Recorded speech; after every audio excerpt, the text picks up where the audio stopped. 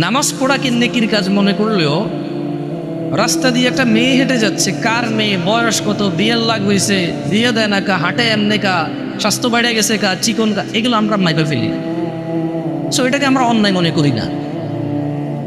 আমরা ভাবির সাথে রাত্রি যাপন করা অপরাধ মনে করলো, ভাবির সাথে পাশাপাশি মোড়ায় বসে, চেয়ারে বসে, টেবিলে বসে, টুলে বসে, কিচেনে গিয়ে রান্না বান্নায় হাত বাটানো, গল্প করাকে অন্যায় মনে করি না। আমরা ভাবির সাথে রাত্রি যাপনকে অন্যায় মনে করলেও পরীক্ষায় পাশ করে এসে ভাবিকে আমজা করে ধরে ভাবি পাশ করছি বলাকে অন্যায় মনে করি না। বুঝাইতে পারিনি? আমরা এগুলো অন্যায় মনে করি না এখন আর। সব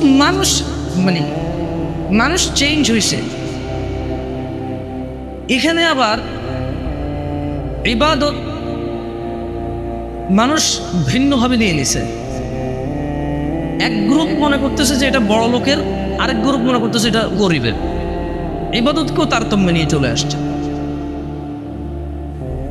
মানে যখন আপনি এর আসলে ডিফারেন্ট উদাহরণ দেওয়া যেতে পারে, তবে এটা একটু খারাপের দিকেও চলে যেতে পারে, আপনারা মাইন্ডও নিতে পারে।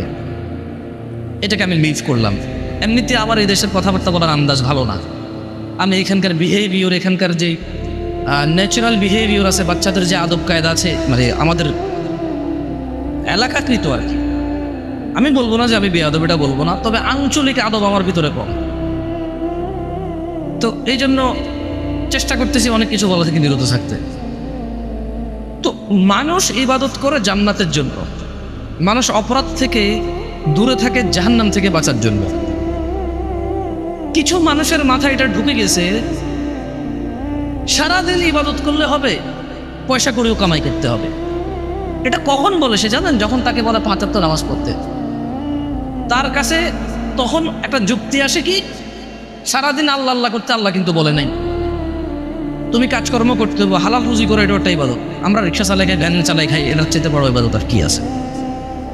এইটাও সারাদিনের সাথে তুলনা করলো কখন, যখন ওকে সলাত আদায় করতে বললো, সলাত আদায় করলো, একটু ইসলামিক একটা প্রোগ্রাম হচ্ছে, 2-4টা দিন নিয়ে কথা হচ্ছে, হারাম হালাল নিয়ে কথা হচ্ছে, সেপারেশন হচ্ছে, তখন ওকে বললো এটা বলবে। হ্যাঁ, আপনি সারাদিন বেকার থাকেন, এই একটু সপ্তাহে 2টা হালাকা, 2টা ইসলামিক প্রোগ্রাম আপনি অ্যাটেন্ড করেন শেখার জন্য। আপনি বন্ধু বান্ধবের সাথে যান, ক্রিকেট খেলেন, ফুটবল খেলেন, আপনি গেমস খেলেন, আপনি আড্ডা দেন, আপনি প্রেম করেন, আপনি বেড়াইতে যান, সব উদাহরণ আসবে না।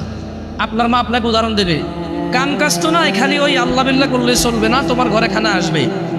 আল্লাহ খালি আল্লাহর ইবাদত নিয়ে পড়ে থাকতে বলে নাই, কাম কাজও করতে বলছে। ওই পোলা কিন্তু সারাদিন ইবাদত করে না, কিন্তু সপ্তাহে 2টা প্রোগ্রাম অনলি অ্যাটেন্ড করে। তো ওর মায়ের কাছে মনে হচ্ছে, ওর বাপের কাছে মনে হচ্ছে ও সারাদিন আল্লাহ আল্লাহ করে, কোনো কাজ করে না, আর আল্লাহ আল্লাহ না করার কারণে সে কাজ করে না। এভাবে মানুষের মাথা এখন চেঞ্জ হচ্ছে। মানুষ অনেক আগ থেকে এগুলো বলা শুরু করছে যে সারাদিন আল্লাহ আল্লাহ করলে চলবে না, কি করতে হবে? কাজকর্ম করতে হবে। আমি ওদেরকে বলতে চাই, কোনো মানুষ ফজরের নামাজ পড়ে যদি কাজকর্মে লেগে যায়, হালাল ওইটাই আল্লাহ আল্লাহ করা।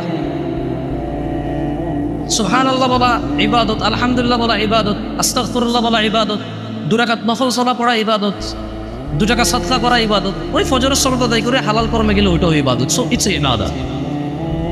আমার মূল টার্গেট হওয়া উচিত ইবাদত। কি আমার মূল টার্গেট হওয়া উচিত? কি? ইবাদত। কেন? ইবাদত করলে আমার নেকির পাল্লা ভারী হবে, আল্লাহর সাথে আমার সম্পর্ক গাঢ় হবে, আল্লাহর সাথে আমি ক্লোজ হব, অপরাধ প্রবণতা কমে আসবে আমার। সো আমার উচিত হচ্ছে টার্গেট নেওয়া, ইবাদত করা, এবং যখন যে অবস্থায় আছি সেই অবস্থায় যে অ্যাভেলেবেল ইবাদত আছে সেটাকে করা, যেটা আমার জন্য বেটার সেটা করা। যে এগুলো কথা বলছিলাম কেন, মানুষ আসলে তার ইবাদত দিয়েও যে জান্নাতে যাবে, আর তার অপরাধ এড়িয়ে চলা থেকেও যে মানুষ জাহান্নাম থেকে মুক্তি পাবে তা নয়। মানুষকে আল্লাহ ক্ষমা করলেই মানুষ জান্নাত পাবে, মানুষকে আল্লাহ দয়া করলেই মানুষ জান্নাত পাবে।